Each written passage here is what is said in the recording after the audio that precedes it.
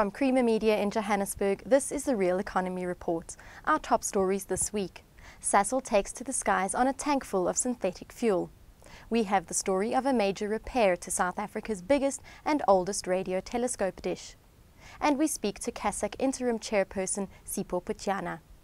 South African petrochemicals giant Sasol last week took to the skies on the world's first passenger flight powered by only synthetic jet fuel. Loni Prinsloo was on board and tells us more. The South Africa-developed fuel, produced by the coal-to-liquids process, is currently the only fully synthetic jet fuel to have been approved as a commercial aviation turbine fuel.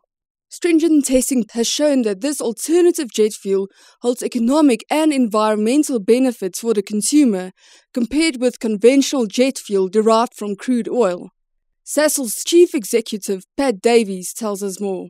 Well, I think as most products, it comes from the marketplace, and clearly South Africa had these huge coal reserves and some natural gas reserves in southern Africa at least, and rather than having to import more and more crude oil to make the jet fuel, there was an alternative in line with what we do in petrol and diesel, is also to do the same with jet fuel and use the rich abundance that this country has in terms of reserves, and using our technology to convert that into this fully synthetic jet fuel. So it was really driven by the market, and it's obviously a very sensible thing to do from an energy security point of view. The country is now more dependent on its own resources rather than having to import so much. The economic benefit is more driven by an alternative source of supply, which is obviously really important for our customers to be supplied under all circumstances. In terms of the environmental impact, it's a very clean burning fuel, so the emissions coming out of the back end of the jet engine would be better in terms of nitrous oxides, in terms of CO2 than conventional jet fuels. However, one must look at the full life cycle, and of course as a company we're doing an enormous amount to reduce the carbon footprint of our full processes. So I think there will be economic benefits as well as environmental benefits for the consumer. South Africa's biggest radio telescope dish is now operational again following a major mechanical repair. Keith Campbell reports. In late 2008, the country's biggest radio telescope dish, the 26-metre diameter instrument at the Hartbeespoort Radio Astronomy Observatory, suffered a major mechanical failure. The acting MD of the observatory, Dr. Mike Gaylord, explains what happened and what they did about it. In October 2008, while this was in normal operation, the 26-metre telescope, a sudden disastrous occurrence occurred. The bearing failed, the main bearing in the telescope, and brought operations to a sudden halt. We then had to find a way of repairing it. We contacted overseas engineers, General Dynamics, and they came out, they inspected the problem, and they felt that they could solve it at an affordable price. And so we went into a process of detailed design of how we might do it. And this concept that General Dynamics came up with was building an A-frame to support the telescope, take its 200 tons of weight to support it while we changed the bearing. After some detailed design, engineering team arrived on site in June 2010, and we started erecting the A-frame, and with a lot of hydraulic jacking to lift the telescope back into position because it had slumped when the bearing failed. Got it back into shape. We got the end cap off with about 200 tons of push from another hydraulic jack, and this revealed the broken bearing, and this was so broken that pieces fell out onto the ground as we opened it.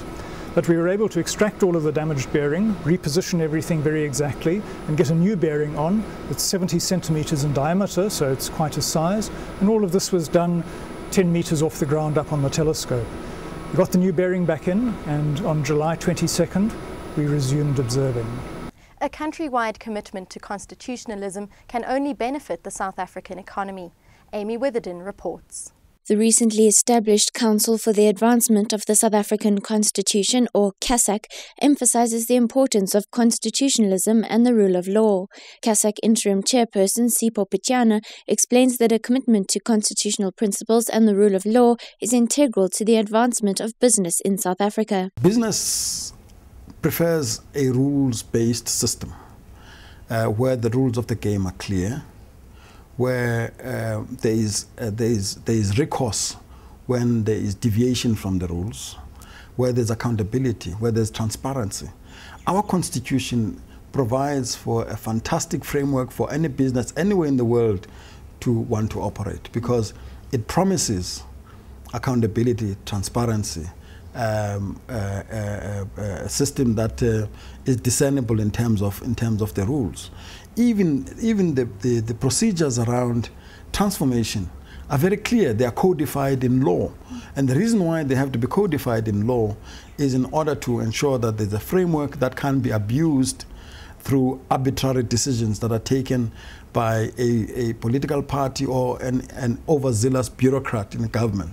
So that's the kind of environment that we want. Now, as a business person, I would be determined that we keep that system. We keep a system like that.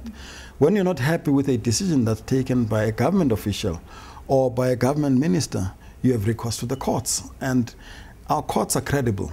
Our courts have taken decisions against government, even though it's a democratic government. And that's important. And I'm pleased that we're able to refer to a vigorously independent court. That's Creamer Media's Real Economy Report. Join us again next week for more news and insight into South Africa's real economy.